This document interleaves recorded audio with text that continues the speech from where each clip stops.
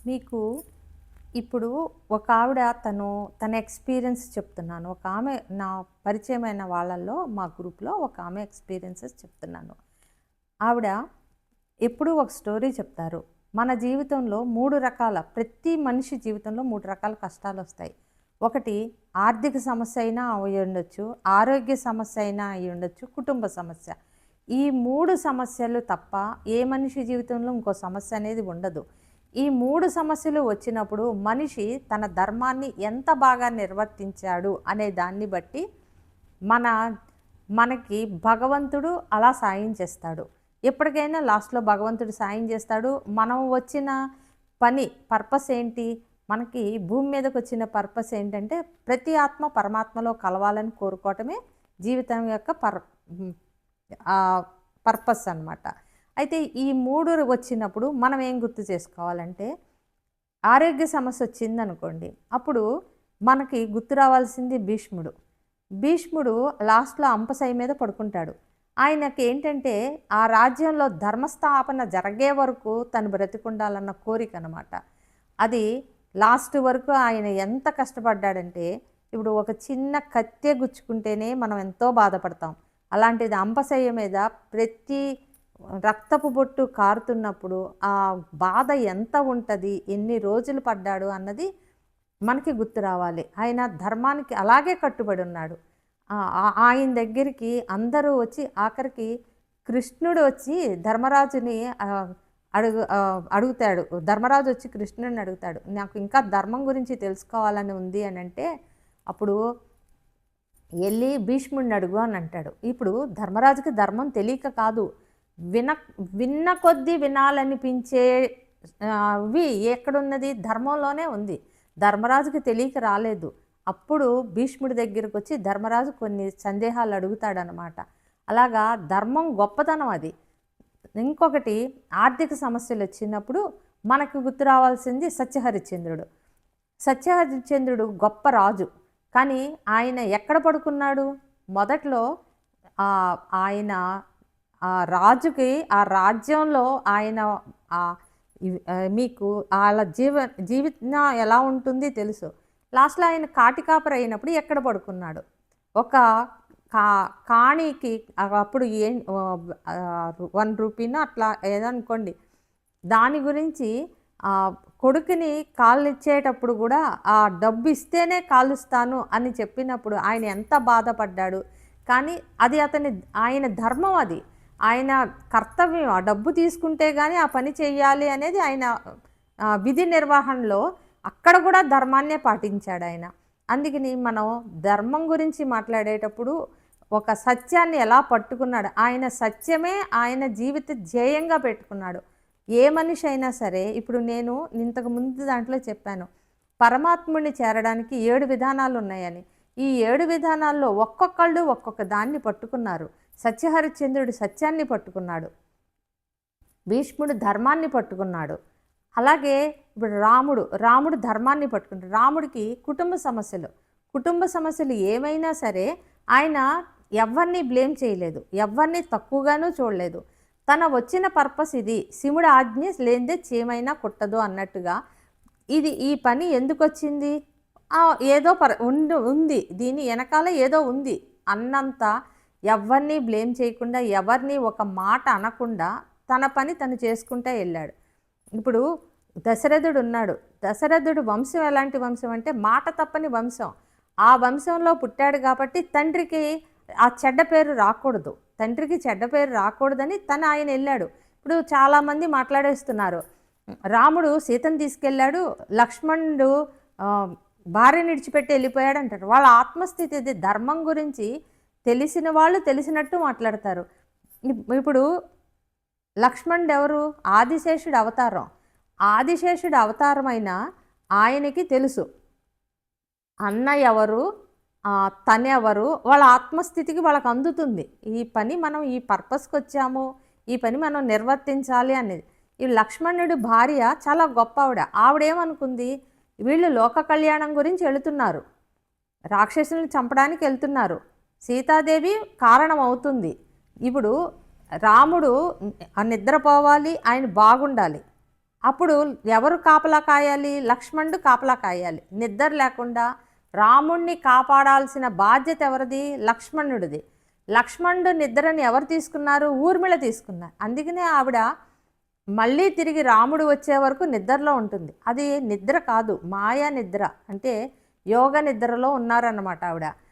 అప్పుడు ఆయన నిద్రని ఈవిడ తీసుకుని లోక కళ్యాణానికి ఆవిడ తన వంతు సహాయం చేసింది అక్కడ. అందుకని కుటుంబ సమస్యలప్పుడు ఎవ్వరూ ఒకళ్ళని ఒకళ్ళు బ్లేమ్ చేసుకోరు. కైక తను కోరుకోదు. ఏంటంటే అక్కడ ఒక మనకి తెలియని లోకాలు చాలా ఉన్నాయి.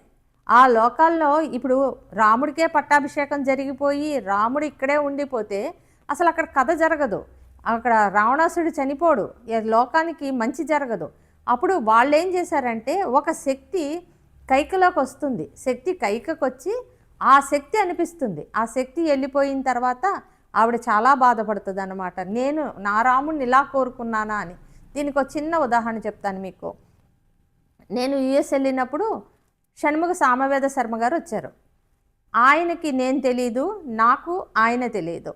నేను ఆయనకి వెళ్ళి ఆయన దూరంగా కూర్చుని అరటిపండు ఇస్తున్నారు. అప్పుడు నేను దూరం నుంచి దండం పెట్టుకుంటున్నాను గురువు గారికి.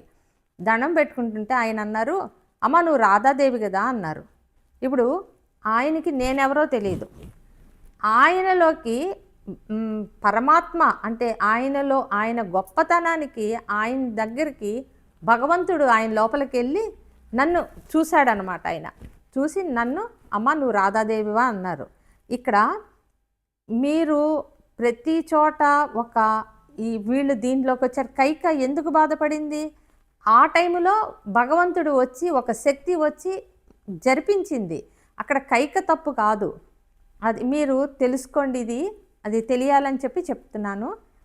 ధర్మం అనేది ప్రతి చోట మన జీవితంలో గనక మనం ఆచరిస్తుంటే, కొన్ని ధర్మాలు గనక మనం ఆచరిస్తుంటే మనకి విశ్వం చాలా సాయం చేస్తుంది. చాలా సందర్భాల్లో సాయం చేసి మనం ఏం నేర్చుకోవాలి అనుకుంటున్నామో అది నేర్పించి అనుభవాల ద్వారా నేర్పిస్తుంది.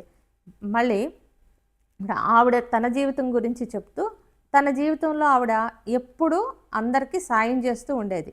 పేదవాళ్ళకి భోజనం పెడుతూ ఉండేది.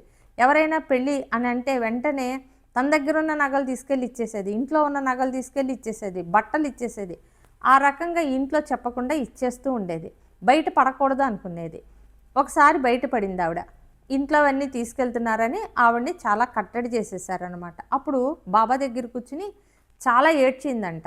నేనేం తప్పు చేశాను? ఒకళ్ళకి అన్నం పెట్టడం తప్ప, ఒకళ్ళకి సాయం చేయటం తప్ప, దీన్ని తప్పని ఎలా అంటావు నువ్వు?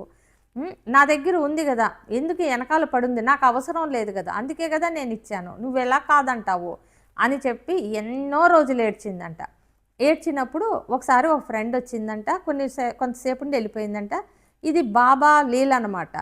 అలాగా 2-3 సార్లు వచ్చిన తర్వాత ఆమెకి అర్థమయ్యి, ఏంటి నీ ప్రాబ్లం అంటే, నన్ను ఎక్కడికైనా తీసుకెళ్ళు, నేను ఉండలేకపోతున్నాను, నాకు చాలా బాధగా ఉంది, నేను చేసింది తప్పు కాదు అని అందంట.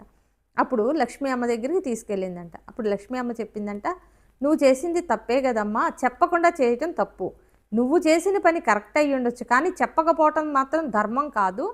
నువ్వు ధ్యానం చెయ్యి, నీకు ధ్యానం అనేది అన్నిటికంటే హయ్యెస్ట్. ఇప్పుడు ధ్యానంలో నువ్వు విశ్వశక్తిని తీసుకుంటున్నావు కదా, అలా ధ్యానంలో కూర్చో అందంట. ధ్యానంలో కూర్చుంటే ఈవిడికి నచ్చలేదంట. ఏంటి ధ్యానంలో కూర్చుంటే కళ్ళు మూసుకుంటాం, చీకటిగా కనపడతాయి, రంగురంగులు కనపడతాయి, ఇక్కడ ఏదో కదులుతున్నట్టు ఆజ్ఞాచక్రంలో ఏదో వర్క్ జరుగుతున్నట్టు అండి. కూర్చుని ప్రయోజనం ఏంటి? ఎవరికి ప్రయోజనం?